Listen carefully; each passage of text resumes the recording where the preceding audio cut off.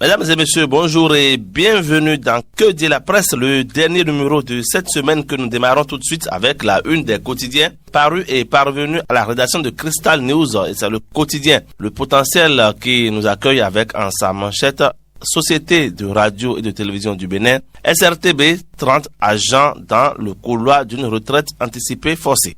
Nous passons au quotidien Matin Libre, soutien à la candidature du duo Wadaïn Talata. Christian Yenoussi lance la plateforme BUS.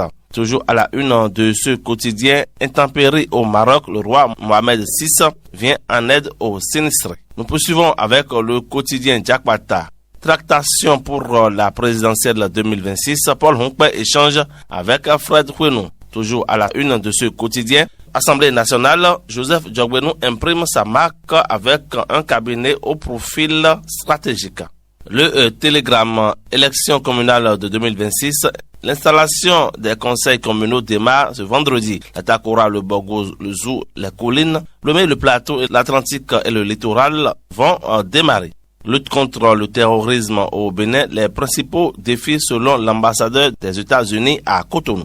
Quotidien, le coopérant Assemblée nationale a renvoyé Bla Augustin, un vétéran de la politique à la tête d'une commission stratégique. Nous poursuivons avec le quotidien Le Matin, installation des nouveaux conseils communaux. Les communes d'Adjara, d'Avrancourt, de Malanville, de Sakété et d'Ifahin ouvrent le bal ce jour. Et puis, présidence de la République, encore 100 jours pour le président Patrice Talon, s'exclame le journal. Le patriote Alassane Tigri, un bagne de trop pour un démocrate au nom de la vérité ou au nom de son frère, s'interroge le journal. Et puis, toujours à la une de ce quotidien, prison civile d'Accro-Messerete, l'enfer de Candide à Zanaï. La boussole du 13 au 15 février, les mai officiellement installés sur toute l'étendue du territoire. Le chronogramme complet par département. Qualité et modernité, le Bénin transforme son paysage hydraulique. L'indépendant qui affiche à sa une calendrier d'installation des 77 maires, l'expérimentation de la trêve politique avec la cohabitation UPR-BR. La tribune de la capitale, organe de gestion du Parlement, les 37 têtes de pont de la 10e législature. On voit à la une de ce quotidien les photos de quelques députés, notamment Hassan Sebou, Orden Aladati, Akhenatonde pour ne citer que ceux-là. Le patrimoine qui affiche en sa manchette, règlement de contentieux électoraux à la Cour suprême, la Sénat au cœur d'une tempête de crédibilité. Nous allons poursuivre avec Bénin intelligent, Union africaine, le Bénin entre au Conseil de paix et de sécurité. Et c'est avec le quotidien Le Paraclet que nous allons terminer ce jour. La une des quotidiens, Le Paraclet qui affiche en sa manchette, mobilisation autour du duo Wadaïn Talata, le collectif des cadres du Grand Mono en ordre de bataille et puis décentralisation, l'installation des conseils communaux démarre ce jour. C'est tout pour la première partie de cette émission. Que dit la presse de ce vendredi 13 février 2026? Tout de suite, nous installons les confrères pour le débat en studio. Que dit la presse? Que dit la presse? Nous sommes de retour dans ce studio pour le débat et nous avons des confrères avec nous comme invités. Le premier, Alphonse Moïse Soudé. Alphonse, bonjour. Bonjour à vous, Serge. Bonjour à toutes et à tous. Mathieu Bocor de iTélé. Mathieu, bonjour. Bonjour à vous, Serge, Virgile. Bonjour à tous les amis auditeurs, de Crystal News. Bonjour à toutes, bonjour à tous. Eman, bonjour. Bonjour Serge, bonjour Mathieu Bocor, bonjour AMS, bonjour également à Vigile Avancé. Vigile, bonjour à vous. Bonjour Serge, bonjour aux chers confrères en ligne. Nous allons commencer cette émission, on va commencer par vous, Alphonse Moïse Soudé. Ces derniers temps, nous avons constaté des coupures de courant intempestives. Alors, dites-nous, est-ce que vous avez vécu vous aussi ce phénomène? Oui, je le vis tout le temps, je le vis tout le temps. Après le phénomène de l'eau qui n'a pas cessé, c'est vrai que ce n'est pas du délestage, mais de façon régulière. On vous arrache le courant pour 2 ou 3 heures. À une heure de pointe où vous avez besoin du courant et personne n'est monté au créneau à part la sortie récente du ministre conseiller. C'est quand même pas bien parce que les commerçants, ils ont des produits congelés qui sont dans les congélateurs et à 4-5 heures, vous voyez ce que devient la qualité de ces produits-là. Mais malheureusement, personne n'y pense parce que le courant est coupé pendant 5 heures. Les poissons, tout ce qui est comestible et se dégrade et après, le courant revient, mais on nous les revend. Et ça pose des problèmes de santé. Donc, il va falloir que le gouvernement de Patrice Talon, avant de partir, puisse régler définitivement cette affaire de courant-là parce que c'est important. J'ai toujours dit, les Béninois n'ont pas besoin forcément de belles voitures, forcément de belles maisons, mais le minimum commun à tous les Béninois, c'est la disponibilité du courant et de la disponibilité de l'eau. Si un gouvernement, après 10 ans, ne peut pas régler ce problème, ça laisse un goût d'inachevé dans la tête des Béninois. Mathieu Bokor, doit-on dire que ce qui se passe aujourd'hui est un épiphénomène quand on sait que durant 10 ans, on n'a pas connu quand même de coupure d'électricité comme cela? Bon, épiphénomène, plus ou moins, Serge, parce que si on s'en tient déjà à ce phénomène qui a longtemps affecté le pays, vous le dites si bien avant 2016. Vous savez, les choses semblent s'améliorer entre 2016 et 2026. Et il faut le rappeler, le gouvernement, oui, a mis en place plusieurs projets pour augmenter la production d'électricité. C'est vrai que bien avant 2016, lorsqu'on remonte justement aux causes de ces coupures intempestives, nous pouvons peut-être citer, on nous a parlé de l'électricité par rapport à la demande, mais si on parlerait d'épiphénomènes, c'est que le gouvernement, a fait d'efforts. Il y a la construction justement des centrales électriques. Je vais parler de Maria Gleta, vous vous rappelez. Et puis l'extension du réseau électrique pour atteindre les zones rurales et améliorer aussi la distribution. On ne peut pas aussi occulter, Serge, la promotion des énergies renouvelables comme le soleil et l'hydroélectricité. Seulement que les efforts du gouvernement qui a porté ses fruits entre 2016 et 2026, tel que l'a rappelé Alphonse Moïse Soudé tout à l'heure, semble avoir un goût d'inachevé parce que si vous avez fait si tant d'efforts depuis arriver à la fin de votre course pour pouvoir chuter, c'est que ça pose un problème.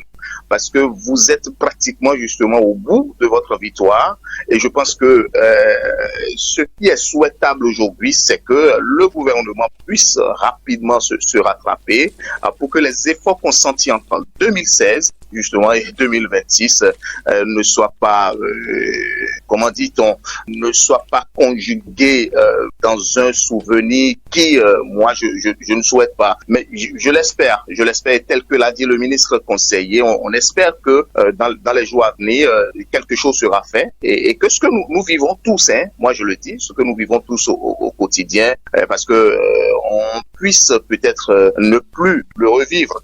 Personnellement, moi je Vigile, on a perdu Mathieu Bokor, mais quand on regarde, au jour le jour, voilà, est parti parce que ça ne fonctionne plus. Parce qu'au jour le jour, on vit cette situation qui parfois beaucoup se demandent si ce n'est pas l'échec du gouvernement de la rupture. Oui, Vigile, je le disais, on a écouté Mathieu Bokor, mais il y a quand même que depuis 2016, on n'a pas connu de coupure comme cela. Et le phénomène revient souvent vers la fin des mandats. On a vu sous la présidence de Boni Yahi, c'était des délestages. Sous Patrice Talon, vers la fin, il y a également des coupures, même si ce n'est pas de délestage. Doit-on s'inquiéter? Non, il n'y a pas à s'inquiéter. C'est une question de saison d'abord. C'est une question de saison. Vous n'êtes pas sans savoir que, à partir du mois de novembre, décembre, on entame déjà la saison sèche avec l'eau qui devient rare, notamment dans les barrages. Et c'est aussi simple à expliquer. le Nigeria étant notre grand approvisionneur, eh bien, le Nigeria en manque est obligé aussi de rationaliser son énergie et donc d'en vendre un peu moins au Bénin et au Niger. Et je crois que c'est les conséquences de cela. Quand ça se passe comme ça, il faut que eux ici, ils réajustent, que le peu qu'on a, n'est-ce pas, eh bien, qu'ils redistribuent, qu'on prive certains pour en donner à d'autres. Il faut quand même reconnaître que on est loin des souvenirs de délestage tel qu'on en a connu. Je me rappelle dans les années en 2008, notamment c'était le pic.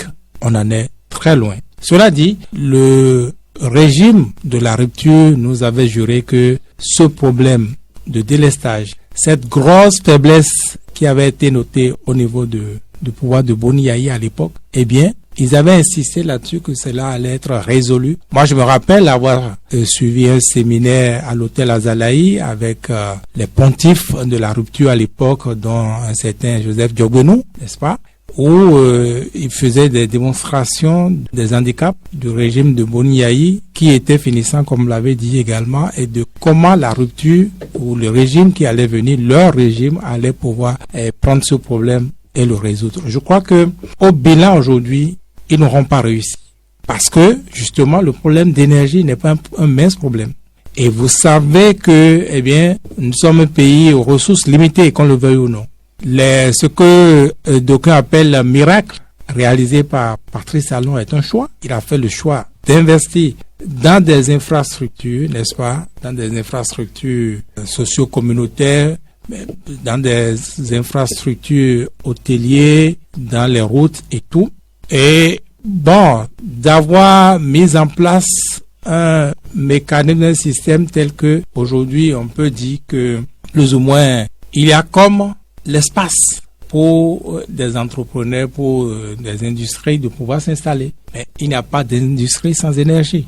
Donc, de manière capitale, contrairement à Soudé, moi je n'espère pas qu'il pourra résoudre ce problème en 2 mois. Ce n'est pas possible. Même le miracle n'existe pas. Même ce miracle n'existe pas. C'est pas possible. Donc, pour moi, c'est obligatoire pour le pouvoir à venir, n'est-ce pas, de se pencher sur ce problème. Parce qu'il n'y a pas de développement, je le répète, sans énergie. Il n'y a pas d'industrialisation sans énergie. On a connu quand même une avancée, Vigile. Oui, c'est ce que j'ai dit, je l'ai reconnu. J'ai dit que ça n'a rien de commun avec ce qu'on vivait, notamment le pic de 2008.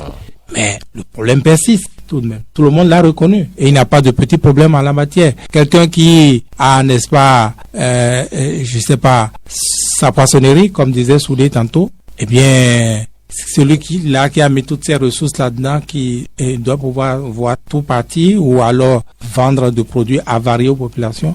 Vous voyez que le problème n'est pas petit. Même si c'est à l'échelle de, je sais pas, de quelques individus au quartier, c'est quand même énorme pour eux. Donc, et ça, bon, ça c'est à l'échelle micro, à l'échelle des petites entreprises. Des petites entreprises. Il a des industries qui ne peuvent pas tourner à cause de ce problème. Il a des industries qui ne peuvent pas tourner à cause de ce problème. Donc, il faille trouver très rapidement, et je sais pas, avec le pouvoir à venir, n'est-ce pas, ça devrait faire partie des priorités. Je suis sûr que pour avoir en griffe échoué sur ce terrain-là, puisque on nous parle de continuité et que nous savons que c'est Romuald Ouada qui probablement sera président de la République, donc le problème de Patrice Talon. Bon, la continuité prendra en compte, n'est-ce pas, ce volet-là comme beaucoup d'autres volets. Eman Parfait Agnabo, sur lors de sa sortie récemment, le ministre conseiller Janvier Yawedou avait quand même expliqué et énuméré les efforts effectués par le pouvoir de Patrice Talon. Il estime que le Bénin quand même a produit par rapport aux centrales de Maria Gleta 127 MW et puis 75 récemment à Aubert. Ce sont des efforts quand même qu'il faut louer. Il a reconnu quand même que la demande est tellement forte que la SB2E n'arrive quand même pas à satisfaire tout le monde. Je vais d'abord faire une clarification pour les enfants qui nous suivent en ce moment, les jeunes enfants, les collégiens, les universitaires qui nous suivent. Délestage s'entend interruption volontaire et momentanée de la fourniture d'électricité sur une partie du réseau électrique. Et cette mesure vise à retrouver l'équilibre entre l'électricité fournie et celle donnée par le réseau, celle tirée du réseau. Alors, la vraie question, c'est de savoir si nous vivons un délestage ou pas. Oui, nous vivons un délestage. Vous êtes catégorique, hein? Dans le délestage, oui. Le pic connu dans le délestage en 2008 n'est pas celui qu'on vit actuellement. Donc, faut pas qu'on se cache derrière les mots. L'enfant qui vous écoute va se dire, mais de quoi parle l'auteur? Et nous le vivons, nous vivons ce délestage-là. Et quand Moïse tout à l'heure parlait de ceux qui fournissent des produits agroalimentaires et tout, nous aussi nous subissons le délestage dans nos maisons. C'est au moment où vous êtes prêt à travailler, alors que vous n'avez pas un groupe électrogène, alors que dès le début on nous a montré des éléments qui ont montré qu'on n'a plus besoin de groupe électrogène, comme ça se passait en 2008. Et donc on n'a pas pris ces dispositions par ces temps qui courent. Et au moment où vous devez travailler pour rendre compte que l'énergie est partie, aucune explication à propos. Vous attendez 1h30, 2h, l'énergie ne vient pas. J'ai vécu un truc spécialement hier, mais moi. Un ami a pris mon ordinateur pour m'aider à réinstaller des données. Et il m'a dit qu'il est au boulot. Donc, je devais passer le voir. Je me suis dit, bon, c'est pas la peine de prendre des émissions pour aller là-bas. Je marche, le temps qu'il fasse bien les installations, parce que ma présence là-bas l'aurait peut-être dérangé. Je marche, et pendant que je faisais la marche, j'ai constaté qu'il y a une coupure. Une coupure de 5-10 minutes.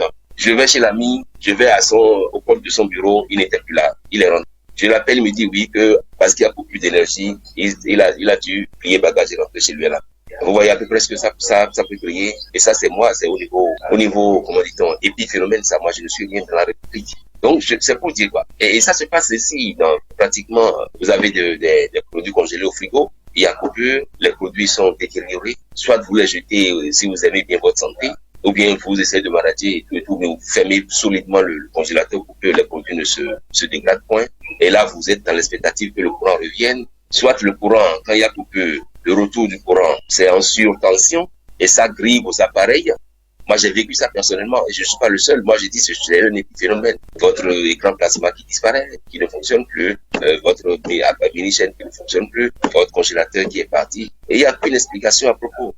J'ai l'impression à la fin qu'il y en a qui sont là et qui sont en train peut-être de saboter les efforts du gouvernement. Ça, c'est l'impression que j'ai. Étant entendu qu'aujourd'hui, vous allez plus témoigner avec moi, plus personne n'est inquiété par les commentaires ou les critiques que font aussi bien la presse, là, il n'y a même pas de société civile, il n'y a plus rien. Et donc, on se demande aujourd'hui, mais si ça se passe comme ça là, si moi je devais être avocat, je serais l'avocat des consommateurs. Parce que les consommateurs vivent certaines choses et ont besoin de chercher vers qui recourir pour qu'ils puissent trouver réparation. Voilà. Donc, c'est ça. Donc, dire qu'on ne vit pas de délestage, c'est pas possible. Et quand le courant revient, que ça revient en surtension, à qui vous avez à vous plaindre? À personne. Donc, je suis un peu navré d'entendre le ministre dire, il y a ci, il y a ça. Et moi, je n'espère pas le miracle. Parce que les efforts qui ont été faits par le gouvernement jusque-là, c'est des efforts colossaux. On sait ce que c'est que la fourniture de l'énergie dans un pays. Si le gouvernement il n'a pas pu régler ce problème-là, c'est sans doute parce qu'il n'y avait pas les moyens pour le faire. Et j'avais fait la question un jour de savoir si on a tué le marteau avec la mouche avec le marteau ou avec une brindille de balai. Parce que là, on a l'eau qui est installé. Ça demande assez d'énergie électrique. Est-ce qu'on a pris les dispositions pour ça? Je pense que, comme le dirait l'autre, au lieu de dire gouverner c'est exclure, gouverner c'est prévoir. Comment est-ce qu'on a, quelle prévision a-t-on faite pour que, effectivement, les consommateurs puissent avoir l'énergie électrique à moindre coût d'ailleurs, ou alors en quantité tout au moins d'abord et à moindre coût après? Parce que vous apprenez que dans certains pays, l'énergie, ils n'éteignent jamais la lampe dans leur chambre. Et que ça ne leur coûte absolument rien. Mais chez nous au Bénin, quand vous voyez l'argent distributeur ou de facture dans votre maison, ou alors quand vous appelez ceux qui ont des compteurs en prépaiement, vous chiez un peu là. Donc, c'est-à-dire que le Bénin est encore en arrière sur beaucoup de choses. Moi, je ne sais pas le miracle. Ce qu'on va plutôt espérer, c'est que celui qui va succéder à Patrice Talon puisse mettre ça en priorité pour qu'on pour qu'on arrête de vivre un peu ces situations-là.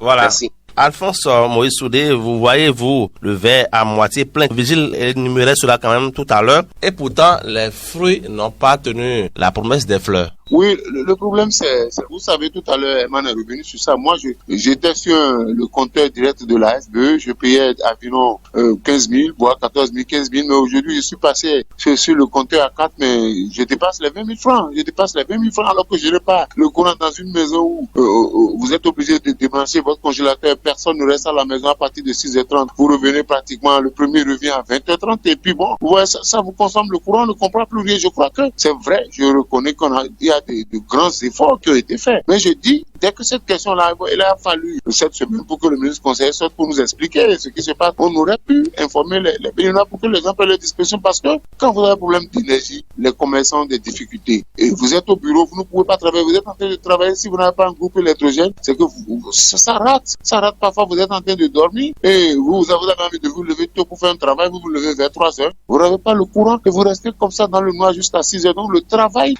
ça embête tout le monde, je crois. C'est vrai qu'à 2 mois de la fin du régime, ils ne peuvent rien faire. Mais il faudrait, puisque celui qui vient sort de l'écurie du même pouvoir, il faudrait que des réformes profondes. Parce que j'ai toujours dit, les Béninois ont besoin de ça. Sur tout le territoire national, on a besoin du courant.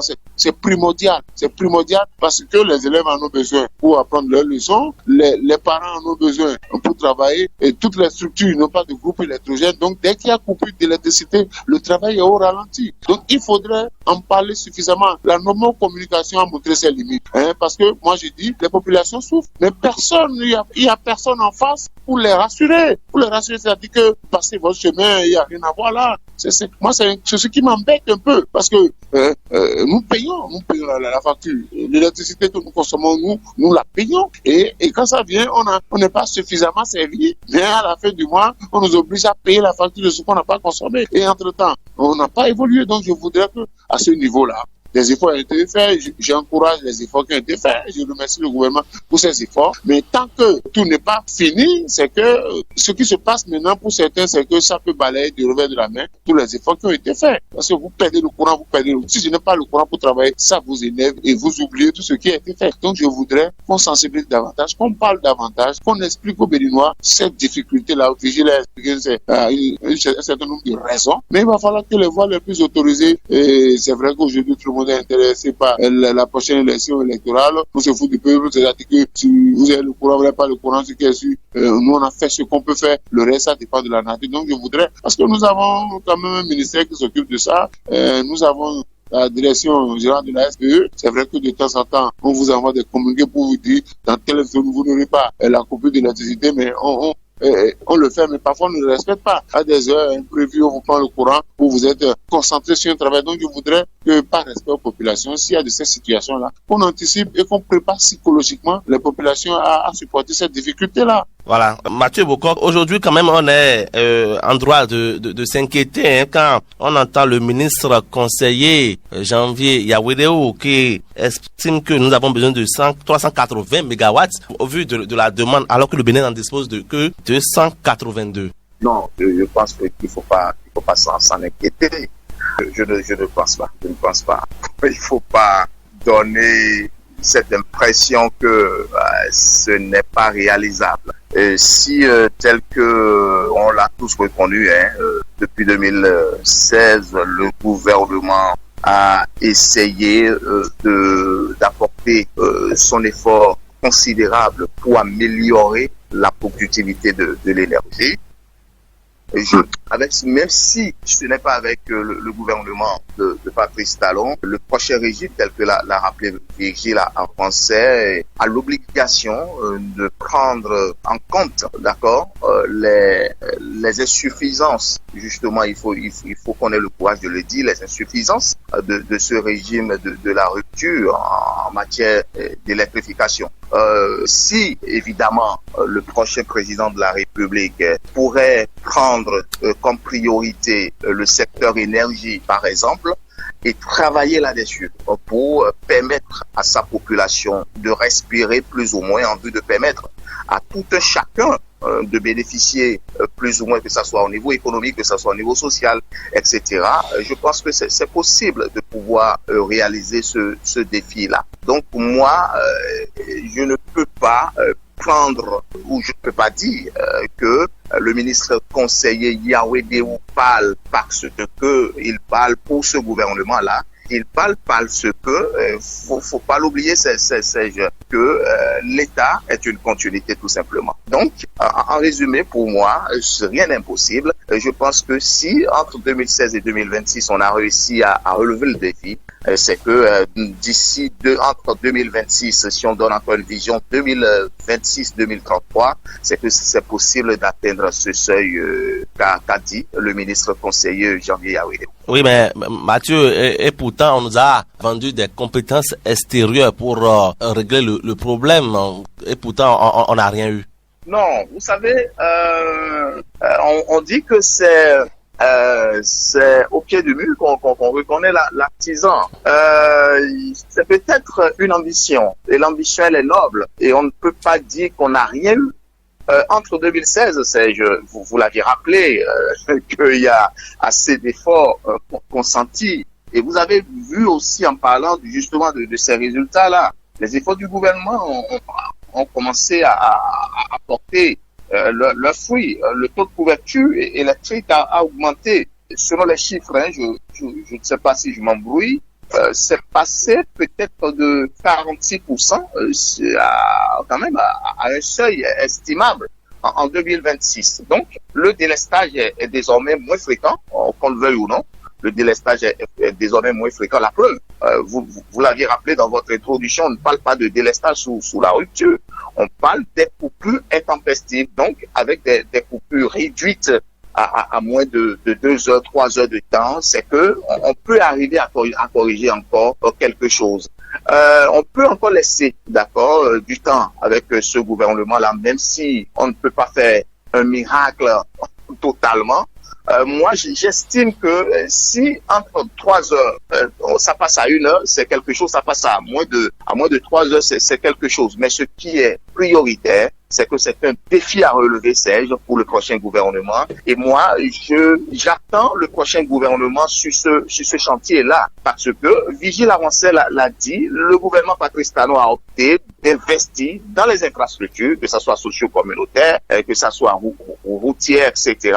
Mais je me dis, si le prochain gouvernement peut porter son projet sur les infrastructures, parce que je pense que le Bénin en a besoin, et c'est le défi fondamental, parce que n'oubliez pas, toutes les zones ne sont pas encore couvertes par les poteaux électriques de la SB2E ou je ne sais quoi. Donc, moi, je pense que c'est un gros défi et il est important que les têtes de pont puissent encore se retrouver à réfléchir sur ce phénomène-là, sur ce phénomène qui affecte si tant le pays. Et je crois et je l'espère que les choses pourront encore s'améliorer et le gouvernement prochain pourrait aussi mettre beaucoup de projets et qui pourraient permettre d'augmenter la production d'électricité.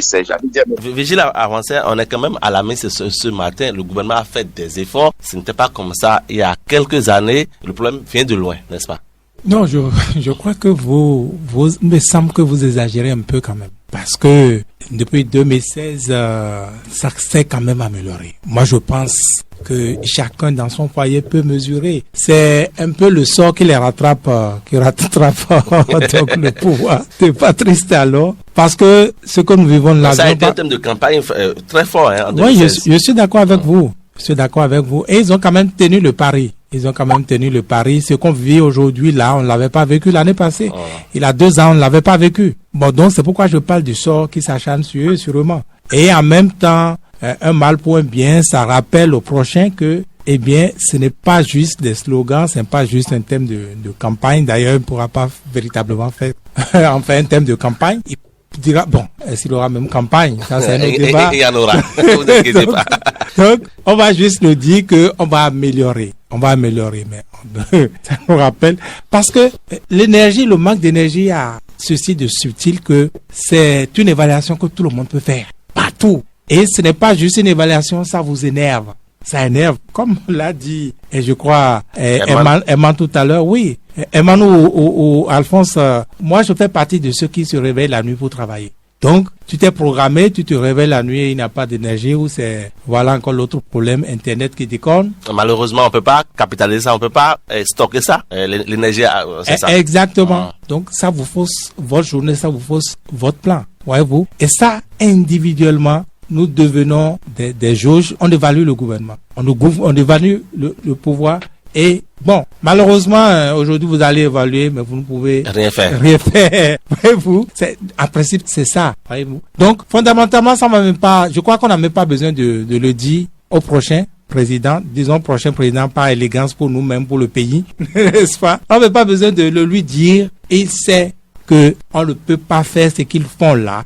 On ne peut pas courir à l'industrialisation et c'est une très bonne chose s'il n'y a pas d'énergie. L'usine sans énergie, c'est comme une maison inachevée. Donc forcément, c'est une priorité qui va être inscrite en lettres d'or de mon point de vue. Pas besoin de le leur rappeler. Il faudrait que sérieusement qu'ils s'y mettent, n'est-ce pas, pour trouver des solutions idoines. S'il faut aller à Maria Greta 3, 4, n'est-ce pas, il faut vraiment déjà y songer. On a froid, on sait que c'est une question d'argent, de beaucoup, des centaines de milliards de francs CFA qu'on n'a pas. Donc forcément, il faut oublier certaines priorités pour aller vers d'autres. Et l'énergie fait partie, de mon point de vue, de ces autres-là. Parce que on a Gros Digbe aujourd'hui, on nous annonce d'autres zones industrielles comme cela. Et ce qui se passe, c'est que sûrement, même si Gros Digbe va être frappé, ça va pas être comme nous, individus. Donc Gros Digbe est priorisé, n'est-ce pas? Ce qui se comprend.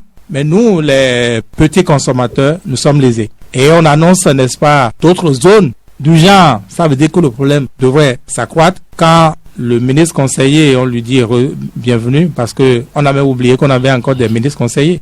il est revenu, n'est-ce pas? Donc, quand le ministre conseiller nous fait une évaluation de 380 mégawatts dont on a besoin, eh bien, dans les années à venir, dans 2 ans, dans 5 ans, dans 10 ans, on ira à 500. Plus que ça, surtout avec les projets qu'on a. Donc, il faudrait pas prendre le problème, aborder cela de manière conjoncturelle. Il faudrait faire une vraie planification qui puisse sortir le pays pour longtemps. Sinon, ça ne veut rien dire. Pour les gens qui savent ce que c'est, construire des industries, bâtir les routes, des hôtels, mais sans énergie, ça ne veut rien dire. Absolument rien. Eman Parfait Aniaboso, Vigile le disait, le sort qui s'acharne contre le gouvernement comme par hasard, mais quand même, Vigile et vous êtes à la mise ce matin, vous exagérez un peu, n'est-ce pas? Non, je ne pense pas que nous soyons alarmistes ce matin. Nous ne faisons que peindre le tableau. J'ai pas noté ces coupures-là en fin de mandat. Hein. Je les ai notées depuis quelques mois, depuis quelques années quand même. Années? Vous parlez d'années, hein? Oui, depuis, ça vient. Si par le passé, c'était juste 30 minutes, 1 heure, de plus en plus, ça devient fort. Et donc, pour moi, il ne s'agit pas d'une action de fin de mandat ou de quelque chose de fin de mandat ou d'un sort de fin de mandat, non. C'est une réalité qui est là. Peut-être que chacun le vit à diverses doses dans sa zone. Non, oui, si vous permettez, Eman, si vous permettez, eh bien, quelque part, vous n'avez pas totalement tort, parce que ce que on n'a pas dit, c'est que la situation n'est pas la même selon qu'on soit dans les grandes villes, notamment Porto-Novo et Cotonou, que les autres, parce que quand il m'arrive de sortir de Cotonou, de Porto-Novo, eh bien, je constate que on est dans 2 Bénins différents. Il n'y a pas d'énergie dans les autres localités. À Ouida, tout près, je sais pas. Avec le changement aujourd'hui à Ouida, ça peut avoir changé également. Mais Ouida, il y a 5 ans, c'était coupé comme si on n'était plus au Bénin, quoi. Voilà. Oui, c'est ça. Et donc c'est un peu ça. Donc, chaque ville vit son cortège de coupures. Et donc, moi, je me dis, il n'y a pas le miracle. Pour moi, il y a juste à peut-être faire appel aux bailleurs nationaux, à des hommes d'affaires nationaux. Il y en a peut-être qui ont ce qu'il faut et qui peuvent accompagner le gouvernement dans cette voie-là ou sur cette voie, sur cette lancée. Vous savez, aujourd'hui, on parle de 380 mégawatts. Si les industries s'installent davantage, peut-être qu'on aura besoin de combien? De 1000 mégawatts d'ici 2, 3, 4, 5 ans. Déjà que le gouvernement qui va s'installer est parti pour 7 ans. Moi, je pense qu'il y a un besoin d'information. C'est pas venir s'asseoir sur, c'est pas aller à un truc et claironner sur, dire nous avancer des chiffres. C'est pas de ça qu'on a besoin. Tout par le passé, la SBE a toujours fonctionné comme étant un service commercial, comme étant un fournisseur. Et donc, avec des communiqués. Vous vous rappelez, dans ce pays, à cause d'une coupure d'électricité au palais des congrès de Cotonou, sous le président Bouliaï, vous vous rappelez ce qui s'est passé, je crois très bien. Mais aujourd'hui, il y a des coupures, la SBE, quand ça décide sans vous avoir un communiqué, quand ça lui plaît, ou alors ça ne dit plus rien, on vous laisse là. Est-ce qu'il y a même un service d'écoute des consommateurs? Et on ne se plaint pas. C'est-à-dire, comme vous l'avez dit, l'évaluation, c'est nous qui la faisons, mais bon, on fait juste l'évaluation en l'air, parce que ça ne va rien apporter à quoi que ce soit. Et donc, on a l'impression que, oui, qu'on fasse bien ou mal, en fait, on est là, quoi, et puis on évolue. Non, je pense sincèrement qu'il y a des gens qui sont en train peut-être de saboter l'effort du gouvernement. Parce que, comme vous l'avez dit avant moi, 2008, on a vécu des pics de délestage où on peut se lever et dire, je veux repasser ma tenue, mais il n'y a pas d'énergie. Mais au moins, à cette époque-là, on savait ce qu'on vivait. Mais quand il y a eu un changement de mentalité et qu'on s'est dit, ah, waouh, on est parti, c'est fini avec, notre souffrance est terminée. Et qu'on se rend compte que les mêmes choses reviennent, il y a un besoin d'information. Ça, je ne pense pas que ce soit du fait de la normocommunication. Non. Il s'agit pour la SBE, qui est une entité en part entière, de passer des communiqués. Parce que elle sait qu'elle a affaire à des consommateurs, qu'elle sait qu'elle a affaire à des clients. Et que si la SBE vit encore en tant qu'SBE, c'est qu'il y a des consommateurs, il y a des gens qui payent des factures, des gens qu'elle a obligé de satisfaire. Donc, il faut que la SBE se mette dans la tête qu'elle est en train de fournir de l'énergie, qu'elle fonctionne en commerçant. Et on a besoin, et puis les consommateurs ont besoin d'informations régulièrement. Donc ça n'a rien à voir avec la non-communication qui parle des affaires politiques et tout là-bas. Non, pas du tout. Donc je pense qu'il y a un besoin quand même de recentrer les choses. Il y a un besoin de revoir. Et quand tout à l'heure, je crois qu'on va revenir peut-être sur le volet eau, mais les coupures d'eau aussi, ça, c'est là. Et quand vous commettez l'erreur de laisser les enfants les derniers sortis de maison, il y en a qui oublient que le robinet est ouvert. Mais quand vous revenez, vous sentez vous-même ce que votre corps vous suyez, vous transpirez sérieusement. Parce que les enfants ne sachant pas que le robinet est ouvert, tout le monde laisse et puis on sort de maison. Et si vous avez la chance, un cohabitant peut venir vous couper le compteur d'eau ici, et sinon, l'eau coule à flot. Et là encore, personne ne vient vous dire quoi que ce soit. Donc, je pense qu'il y a un besoin de communiquer, il y a un besoin de reconsidérer le consommateur, de reconsidérer l'être humain que nous sommes, de reconsidérer le béninois que nous sommes. Je pense que c'est fondamentalement de ça qu'il est question. Voilà, Alphonse Moïse Soudé, comment comprendre que le Bénin s'approvisionne auprès d'un pays comme le Nigeria, lui-même qui a quand même de déficit dans sa production énergétique? Vous savez, parfois, quand vous voulez faire des promesses, il faut regarder ce qui se passe autour de vous. Et je voudrais nous dire tous ceux qui nous écoutent que le Bénin ne s'arrête pas à Cotonou, ni à Porto Novo, ni à Ouida. Allez dans le Bénin profond. Bon, moi, je suis pas béninois de Cotonou, je suis béninois du Bénin, quoi. Donc, ce que nous vivons, il y a pire dans d'autres villes. Donc, je dis, on a promis, on a mis là-bas à un certain niveau, parce on a prouvé qu'on pouvait mieux faire que les autres. Tant mieux. Mais aujourd'hui, qu'est-ce qui se passe? Vous voyez, depuis un certain temps, il y a cette coupure-là. On savait que c'est pas la première fois que nous avons des difficultés avec le Nigeria. On savait que de façon cyclique, on avait des difficultés avec le Nigeria. On devait quand même prendre nos responsabilités. C'est vrai que on a investi dans les infrastructures, mais si vous avez investi dans les infrastructures et que vous n'avez pas l'énergie, quand vous me suivez chaque fois, je dénonce sur les grandes artères. Bon, c'est maintenant qu'on a commencé par mettre les panneaux solaires. Vous passez à des endroits, quand vous quittez par exemple Carrefour qu'on appelle Kota pour venir vers Cotonou en passant devant le campus, mais vous roulez dans le noir. Vous roulez absolument dans le noir. Donc voilà des difficultés. On devait quand même trouver d'autres moyens pour nous affranchir du Nigeria, parce que le Nigeria, c'est vrai, nous fournit du courant, mais dès que le Nigeria a des difficultés dans son pays, le Nigeria rationalise l'énergie, mais on le savait depuis. Donc, on devait trouver d'autres portes de sortie pour que cette difficulté qu'on a aujourd'hui, mais certains ont tendance à banaliser ça. On te dit non, coupure d'une heure 30, 2 heures, ce n'est pas encore grave. Mais on ne sait pas quel dégâts ça crée. Imaginez chez vous, vous avez un parent malade qui doit dormir sous climatisation, bien sûr, brasseur que vlan, on vous coupe le courant, vous n'avez pas, et qu'on appelle, vous n'avez pas l'énergie, ça pose un problème. Moi, j'ai déjà vécu ça une fois, où le malade était à la maison, on coupe le courant, mais c'était compliqué. Donc, il faut qu'on trouve, on va nous accrocher au Nigeria pour dire oui, voilà. Mais nous devons dire que le Nigeria aussi a cette difficulté et qu'il faut que le Bénin trouve les solutions. Tout à l'heure, Emman est revenu sur la question d'eau. Elle est plus importante. La question d'eau, elle est plus importante. Et c'est la même chose. Eau et électricité, c'est la même chose. C'est les deux éléments vitaux d'une société. Imaginez ce matin, je me suis, l'eau a fait si, à 4h05 minutes chez moi. L'eau a fait signe à 4h05 minutes. Je me suis levé, je suis allé m'asseoir. L'eau a fait Et signe. l'eau t'a bipé. Pardon? Oui. 4h05 minutes. Et je me suis levé pour prendre l'eau. Et à 4h55, l'eau est partie. À peine j'ai rempli un seau. Vous imaginez? Et je suis dans un quartier en plein cœur de Cotonou. Et depuis pratiquement un mois, j'ai pas l'eau. Et tous les jours, je décaisse l'argent pour acheter du puits à water pour me laver.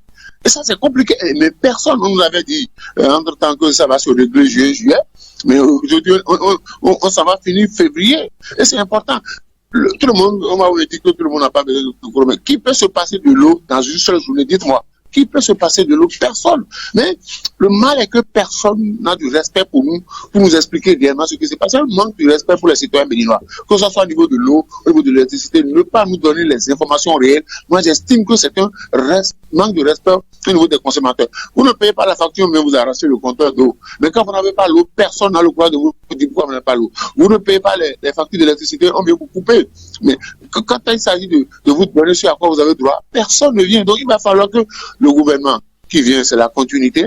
Le gouvernement doit pouvoir surfer sur les difficultés, les faiblesses dans ce domaine-là. Moi, je dis, si on arrive à régler le problème de l'eau et de l'électricité pour les Béninois, je crois qu'on aurait fait le bonheur de beaucoup de personnes. Parce que vous n'avez pas l'eau, vous irez au boulot sans vous laver. Vous n'avez pas le courant, alors que vous vous êtes levé à 4 h du matin pour finaliser un dossier que vous devez transmettre peut-être à votre ministre ou à votre directeur de cabinet à 8 h. Mais entre 4 h et 6 h, vous n'avez pas le courant, ça veut dire que quelque part, il y a un problème.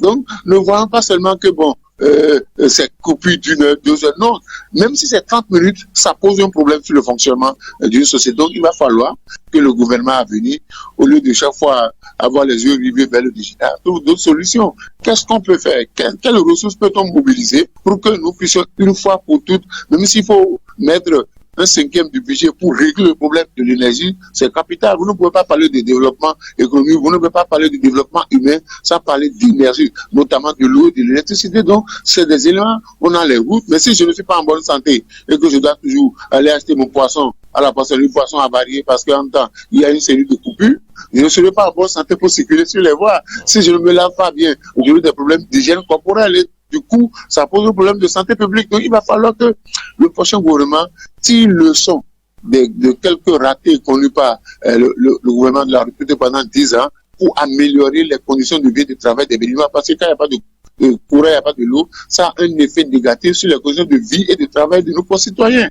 Voilà. Mathieu Bokor, Patrice Talon nous avait promis produit de l'énergie si bien qu'il en vendrait moins cher que la Chine. Aujourd'hui, le constat est là. On a même de difficultés à produire nous-mêmes notre propre énergie. On a perdu Mathieu Bokor. Vigile, je vous retourne la question. Patrice Talon nous avait promis produire de l'énergie si bien qu'il en vendrait moins cher que la Chine. Aujourd'hui, le constat est là. Est-ce que c'est pas parce qu'on en a vendu un peu trop à la Chine qu'on n'en a pas, justement? C'est plutôt comme ça que moi je vois les choses. Vous faites de l'ironie, c'est pas bien. Non, vous savez, les Béninois, c'est la faute aux Béninois, hein. Et c'est normal qu'ils aient chaud, ils vont avoir davantage chaud. C'est la faute aux Béninois. Oui, c'est la faute aux Béninois. Soudé, excusez-moi, mon cher frère, ami, Soudé qui pleurniche, c'est vrai qu'il fait un peu moins partie du problème parce que lui, il a toujours dénoncé, c'est vrai.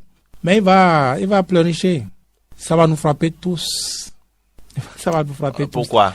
Pourquoi? Parce que quand on parle de ces éléments, on ne voit que de la politique.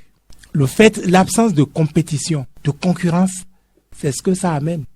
Si le gouvernement, Patrice Talon, sait que, eh bien, il va être évalué à la fin, et qu'à la fin, il va être chassé, ou on va dire non, comment dit-on? Son mandat a été un échec. Oui, a été un échec sur tel plan, et pour ça, on va essayer telle chose. Il ferait mieux. Et c'est pourquoi il faut dénoncer, il faut la liberté de presse, il faut pouvoir s'exprimer. Et c'est pourquoi il faut tenir dur qu'il ait la concurrence, qu'il ait la compétition, si vous voulez. C'est ça, justement. Mais dans un environnement où il n'y a plus de compétition, il n'y a plus de concurrence, vous allez souffrir, vous ne pouvez rien faire. Et c'est pourquoi il faut s'accrocher. Les gens vous diront, mais qu'est-ce qu'on peut? Si vous pouvez, chacun individuellement. Mais je crois qu'on a déjà loupé enfin, ça va être difficile, ce n'est pas que ce n'est plus possible. Mais il va falloir plus d'énergie aujourd'hui pour s'en sortir, n'est-ce pas? Si vous souriez au mal, le mal va vous frapper dur et davantage, et c'est exactement ce qui nous arrive. Cela dit, qu'est-ce que vous voulez qu'on fasse de plus? Eh bien, il n'y a qu'à attendre de voir que le gouvernement, surtout pour ce que nous avons vu, moi je vois beaucoup plus certaines actions de Patrice Talon dans, disons, je fais cette lecture beaucoup plus personnelle pour se faire plus plaisir. Si, je ne sais pas si vous comprenez, vous percevez. Et donc, l'énergie n'a pas pu faire partie de sa priorité parce que l'énergie n'est pas clinquant. L'énergie n'est pas clinquant, c'est pas... c'est comme le dit candidat Zanaï, c'est pas de la brigantine, c'est ça? C'est pas, oui, voilà, ça ne brille pas, c'est pas quelque chose qu'on va dire, waouh, qui a fait ça à Monsieur Talon. Ah, mais c'est joli. donc, en réalité, c'est ça. Donc, tant qu'on ne va pas, je dis les Béninois, le peuple béninois, on va pas se prendre, s'arracher de ce péril-là. On va que souffrir. On va que souffrir. Chaleur, vous avez dit, on n'a rien vu encore. Donc, c'est cela. Par contre, sur le plan de l'eau, puisque les collègues ont parlé de l'eau, les confrères ont parlé de l'eau. On va y aller aussi. Ouais. L'eau, je comprends un peu la souffrance parce que je vois qu'il y a comme des travaux dans ce domaine, de grands travaux pour renouveler le vieux réseau de distribution d'eau. Et c'est logique, c'est normal que cela ait, n'est-ce pas, cette conséquence. Qui est de perturbation. Et c'est comme ça, moi, j'explique du moins les choses. Vigile, est-ce que vous connaissez le quartier PK10, non loin de Cotonou? Je connais bien le quartier. Voilà, le quartier PK10 est un quartier où les gens peuvent ne pas avoir de l'eau et ça est depuis pendant 3 mois. Comment vous expliquez cela à Cotonou? Non, 3 mois. Vous avez dit 3 mois, c'est plus que 3 mois. Moi, je connais bien des quartiers dans les environs également qui souffrent de cela depuis des années. Mais c'est exactement pour ces raisons-là que je viens d'expliquer. C'est des raisons de, comment dit-on, des travaux.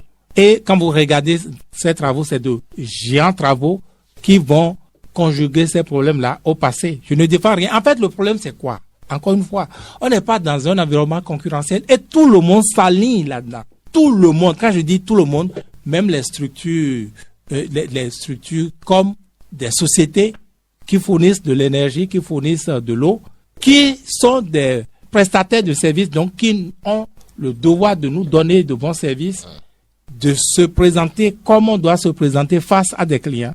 Eh bien, ils se foutent de nous parce qu'il n'y a pas, encore une fois, de la concurrence, parce que dans tous les cas, cela rejaillit sur le gouvernement et le gouvernement vous a déjà mis à carreau. Donc tout le monde est déjà aligné, tout le monde est déjà dans les rangs. Et donc, plus personne n'a de respect pour personne, plus personne n'a de compte à rendre à personne. Circuler, il n'a rien à voir. La seule fois où on a le souci, où on fait semblant d'avoir le souci des populations, c'est quand cela a rapport à l'extérieur. On sait bien qu'à l'extérieur, il faut soigner son image. Et quand je dis son image, c'est l'image personnelle, encore une fois, monsieur l'autre revient. Son image à lui. C'est comme ça, c'est la lecture que moi je fais des choses. Et donc quand les gens croient que tout se résume à la politique, que non, ça c'est... Non, tout se rattache en réalité. Tout se rattache. Et donc quand ce n'est pas ça, quand les gens n'ont pas pris conscience, quand les Béninois croient que quand Serge pense que c'est Virgile qui doit porter son combat et que Virgile, bon, moi je le crois un peu moins parce que moi j'ai toujours porté mon destin. La preuve, c'est que je dis ce que je dis là, actuellement. Eh bien, quand c'est comme ça, on pense qu'il faut tout faire par procuration et que tout le monde pense que c'est l'autre qui doit porter sa procuration. Eh bien, souffrir, non, ça c'est rien encore. Il faut prier pour ne pas griller sous la chaleur. Vigile qui est presque amer ce matin. Emmanuel n'a pas fait à Niambossou. Les populations doivent également aider le gouvernement dans cette difficulté. Pourquoi les populations, les ménages ne devraient-elles pas songer à faire du solaire pour produire, pour capitaliser quand même les acquis du gouvernement? Oui, vous faites bien de rappeler cet aspect de la question, l'énergie solaire. Et pour avoir traîné, vous savez, nous sommes journalistes, hein, quand on fouille nos documents, on retrouve encore des documents, restitutions, de ci, de ça. L'histoire du château phare, c'est devenu quoi? L'histoire de l'énergie à base de quoi là? L'énergie fossile ou l'énergie à base avec les ordures et consorts, c'est devenu quoi? Écoutez, je pense que il y a une volonté politique qui manque à ce niveau. Peut-être que le gouvernement n'a pas jugé utile de subventionner ou de porter vraiment ces ambitions-là. C'est pourquoi je demande si, au plan national, il n'y a pas des opérateurs économiques, il n'y a pas des gens qui ont envie d'investir dans ce secteur et qui ont peut-être envie d'aider le gouvernement. Et je pense que c'est vers ça qu'il faut qu'on tende là. Parce qu'à force de faire appel au financement extérieur, peut-être coûteux et tout, ou avec des taux des bénéfices assez gros comme ça, comme le nez, mon nez au visage au milieu de la figure. Je pense qu'il va falloir faire appel à des investisseurs nationaux, s'ils sont là et s'ils sont prêts, pour que ce problème soit conjugué vraiment au passé. Vous savez, j'ai senti au début du magistère de Patrice Talon, donc en 2016, j'ai senti que oui, au départ, on a vécu des délestage, mais après, ça s'est calmé avec des coupures, comme je l'ai dit, qui n'étaient plus longues. Et donc, peut-être qu'à ce moment-là, ça a peut-être accru en nous, Béninois, le besoin de consommer, et peut-être qu'il y en a qui ont ouvert des supprettes dans lesquelles il y a des congélateurs qui fonctionnent désormais. Il y en a qui ont initié. Il y a aussi des bacs qui doivent fonctionner et tout. Et donc, aujourd'hui, on se rend compte que on n'a pas pu avoir l'énergie à moindre coût au point de la vendre au pays de l'extérieur. Et quand on me dit Nigeria, je dis non. Une fois encore, je dis non. Nous avons fait une descente, nous, quand j'étais à la présidence, sur il y a une centrale, au Béouké, tout là-bas, avec le président Bouni à l'époque. Dogobis. On a visité vraiment cette affaire. Un truc comme ça, qui est dans le plateau là-bas. On a vécu on était allé on est descendu sur ce site, on a vu des choses, on nous a expliqué comment c'est du Nigeria que ça vient, et ici, sur place, on transforme, et on revend ça. C'était plutôt à Sakété, vous parlez de Sakété. Un truc comme ça. Vous savez, c'est ancien aussi. Donc, et tout ça, là, ça devient quoi? Et donc, on se demande bien pourquoi est-ce qu'on attend tous des autres. Ça dit que on était, on s'égosillait alors que quelqu'un d'autre tient en main nos testicules. Non, c'est pas possible. Donc, il faut travailler à ce que on puisse quitter comment on appelle ça, qu'on quitte cette histoire de dépendance là vis-à-vis des pays de la sous-région et qu'on revienne à nous-mêmes. Et c'est en cela peut-être que je vais dire, le chef de l'État, il a dit le 1er août, il a dit d'exprimer cette insuffisance. Peut-être que à ce niveau, peut-être qu'il parle aussi de ce secteur. Parce qu'effectivement, il y a une insuffisance au niveau de l'énergie électrique. Et moi, je m'en prends toujours à la SBE qui ne fait absolument rien pour montrer, et comme vous l'avez dit, Virgile, c'est le défaut de concurrence, on a appris ça en économie. Quand il n'y a pas de concurrence, que ce soit à la maison, que ce soit dans la vie en société, dans la vie politique, dans la vie culturelle, sportive, s'il n'y a pas de concurrence, les gens ne coûtent rien. C'est parce que le joueur qui est sur le champ, qui est entre le joueur de champ, et il sait que sur le banc, il y a quelqu'un pour le remplacer, et ça qui l'amène à faire des efforts sur le terrain. Sinon, il peut se dire, mais écoutez, que je fasse bien, que je fasse mal, il n'y a personne pour remplacer. Donc, et c'est peut-être ça que nous vivons aussi, parce que celui qui est le joueur de champ, peut-être qu'il se dit, bon, même si je sors maintenant, celui qui est assis là-bas, qui fait office de remplaçant, il ne foutra rien. Donc du coup, je suis sûr qu'on ne va pas me remplacer. Donc, il faut travailler à ce qu'il y ait vraiment de la concurrence, pour que la SB se sente obligée de communiquer avec les consommateurs. Parce que sans ça, on n'avance pas. Sans ça, on ne peut pas avancer. Donc, je pense que nous, ce matin, ce que nous disons, c'est peut-être une manière pour nous de contribuer à ce que la SBE change de paradigme, de reconsidère, comme il a dit, et je l'ai dit aussi, et reconsidère un peu le consommateur. Et qu'on ne se dise plus, bon, on est là, nous sommes là par la seule volonté du gouvernement qui est là. Le gouvernement peut décider de nous renvoyer quand on veut, mais et qu'on laisse de côté les consommateurs qu'on est censé satisfaire, dont on est censé satisfaire la demande. Et donc, je pense qu'il y a un gros effort à faire à ce niveau. On ne communique pas, on ne dit rien, on vous laisse dans votre monde. Vous êtes là, et puis bon, voilà. Je pense que c'est pour ça que ce que nous faisons ce matin, c'est peut-être une manière d'apporter de l'eau au moulin des successeurs de Patrice Talon, pour qu'ils sachent comment gérer les choses. Le Béninois n'a peur que lorsqu'il sait que s'il fait mal, là, on peut l'enlever. Mais malheureusement, il y en a aujourd'hui qui font mal, mais qui n'ont peur de rien et de personne. Parce qu'ils se disent, bon, ils n'ont qu'à bavarder, ils n'ont qu'à dire ce qu'ils veulent, moi je suis là. C'est pas bon pour le pays. Voilà, merci à vous, Eman Parfait, Agnès Bossou, Vigile et Alphonse. Vous aurez chacun 1 minute pour dire un dernier mot. Je vais commencer par Alphonse. Pour vous, quelles doivent être les solutions aujourd'hui, Alphonse? Non, vous savez, je suis d'accord avec Vigile, il n'y a pas de concurrence. On a pratiquement bâillonné tout le monde. Les plus courageux, soit ils sont menacés, soit leur famille leur demande de se taire, mais on a commencé par voir les failles. On a commencé par voir les failles. Les failles, c'est au niveau de l'eau, c'est au niveau de l'électricité. Il y a d'autres failles qui bientôt vont s'éclater au grand jour. On est à la fin, Alphonse. On est à la fin du mandat. Oui, je dis, dans un pays où il n'y a pas de concurrence, dans un pays où il n'y a pas de compétition, rien ne peut avancer. Rien ne peut avancer parce que celui qui est là, il se prendra pour le meilleur de tous. Donc, il faut que personne n'est là. On parle c'est maïs comme disent les Ivoiriens, quoi. Donc, les craignons notre mal en patience, ça sera encore pour 7 ans, celui qui vient de la continuité du régime actuel. Courage à nous tous. Oui, Vigile.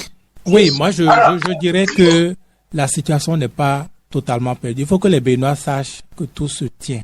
Que tout se tient. Voyez-vous, moi j'ai un peu réfléchi. Peut-être que c'est la faute aussi aux médias, aux journalistes. Un peu. Vous avez vu la situation au CHDO la dernière fois qui s'est soldée par la mort d'une jeune dame qui est allée accoucher, tout ça. On me dira, mais ça n'a rien à voir. Mais si, je ne sais pas ce qui s'est passé, qui a tort dans ça, je ne veux pas juger. Mais imaginez l'état d'âme des médecins désormais dans ce centre-là. Ils sont obligés de faire très attention, et pas seulement à Porto-Novo, dans tous les centres, parce que chacun sait qu'il peut subir telle ou telle chose s'il ne le fait pas bien. C'est pourquoi la compétition, la liberté de presse, tout ça là, c'est ce principe, il faut s'y attacher. Les Béninois croient que ça n'a rien à voir, mais si, vous voyez, c'est à l'hôpital que ça trouve sa souche là. Et pourtant, on parle de liberté de presse. Ce n'est qu'un exemple parmi tant d'autres. La SBE, moi je lui trouve un peu moins tort. On ne distribue que ce qu'on a. On ne distribue que ce qu'on a. Le problème avec cette société, c'est le défaut d'information. Le défaut d'information. La SONEB aurait dû avertir les populations de Sémékoudi jusqu'à Akpakpa qu'il y a de gros travaux qui se font et que la fourniture d'eau va être perturbée sur une période considérable. Mais voilà, même s'il faut mentir en griffe, ils auraient dû rassurer les gens. C'est mieux. Mais, comme je dis encore une fois, on sait que ce qui a tendance, ce qui a cours dans le pays, c'est que vous allez souffrir, vous allez pourrir, c'est votre problème. Eh bien, rien faire. Vous ne pourrez rien faire. Donc, c'est ça qui a cours dans tous les domaines. Dans tous les domaines. Et pourtant, je dis encore une fois, c'est pas perdu. Il faut protester.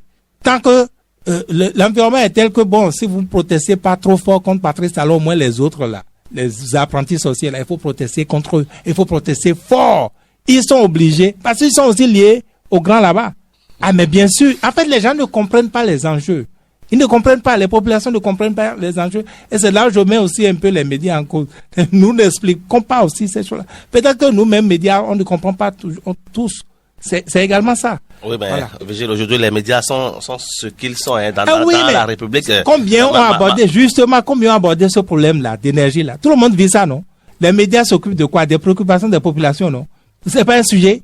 Pourquoi on n'en parle pas? Pourquoi on n'en parlerait pas? Bon, on a beaucoup plus. Et on en parle et peut-être que, eh bien, le prochain, il sait que ça, là, c'est une priorité. S'il hésitait, désormais, il sait que c'est fixé, ça doit être une priorité. C'est comme ça une société fonctionne, c'est comme ça une société va de l'avant. Le reste, on va parler, on va dire, oh, il est opposant, il est ceci, il est cela. Ah bon, on est opposant, ben, puis grillé, sous la chaleur.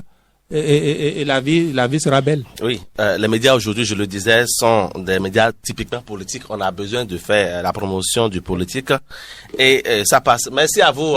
Allez-y.